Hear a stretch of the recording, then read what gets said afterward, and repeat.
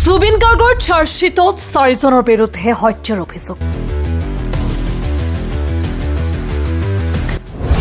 চাৰ্জশ্বিটত কি আছে জানিবলৈ প্ৰতিবেদনটো এটা শ্বেয়াৰ কৰি লগত থাকক।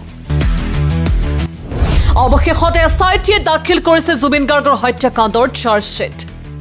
প্ৰায় 7,000 পৃষ্ঠাৰ চাৰ্জশ্বিট দাখিল কৰে SITয়ে, য'ত 4জনৰ বিৰুদ্ধে হত্যাৰ ধাৰা সংযোজন কৰা হৈছে।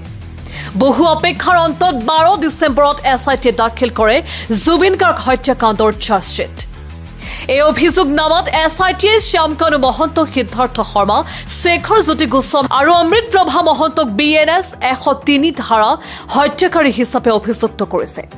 ইফালে জুবিনৰ আত্মীয় সন্দীপন গাৰ্গৰ বিৰুদ্ধে BNS 105 ধাৰাত অনিচ্ছাকৃতভাৱে হত্যাৰ ধাৰা সংযোজন কৰিছে।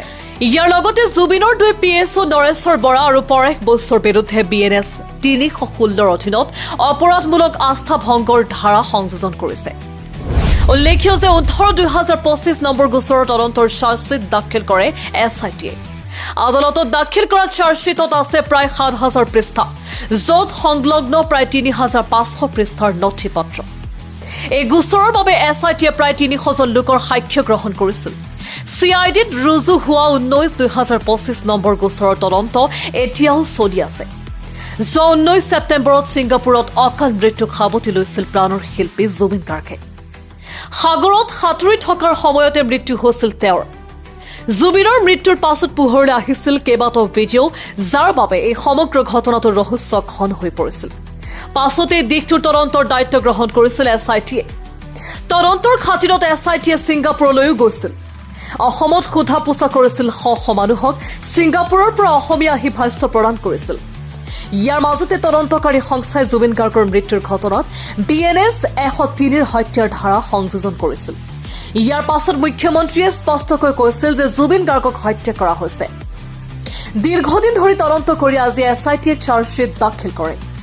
পৰৱৰ্তী সময়ত আৰু অধিক তথ্য পোহৰলৈ আহিবলৈ বাকী আছে। নিউজ ডেস্ক ৰিপৰ্ট, প্ৰতিবাদ লাইভ।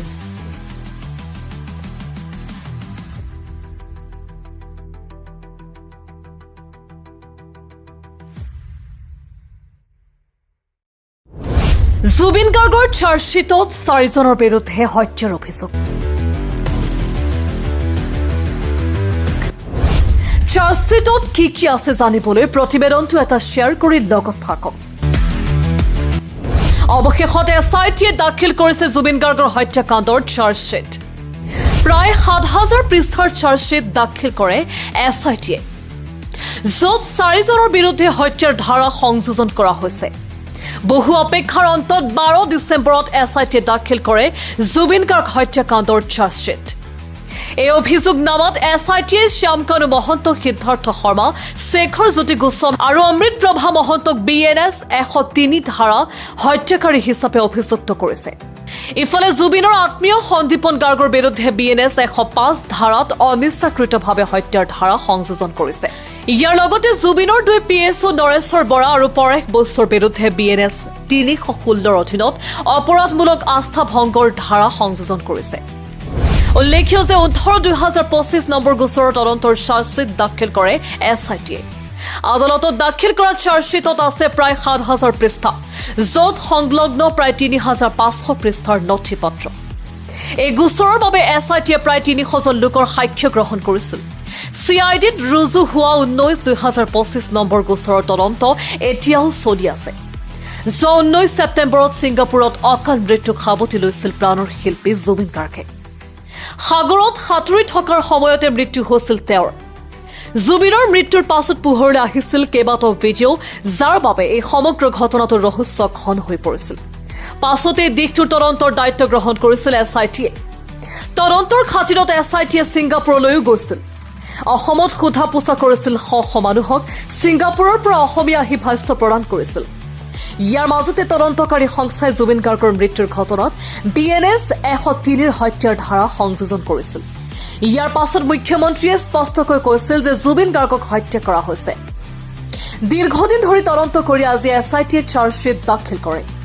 পৰৱৰ্তী সময়ত আৰু অধিক তথ্য পোহৰলৈ আহিবলৈ বাকী আছে। নিউজ ডেস্ক ৰিপৰ্ট, প্ৰতিবাদ লাইভ।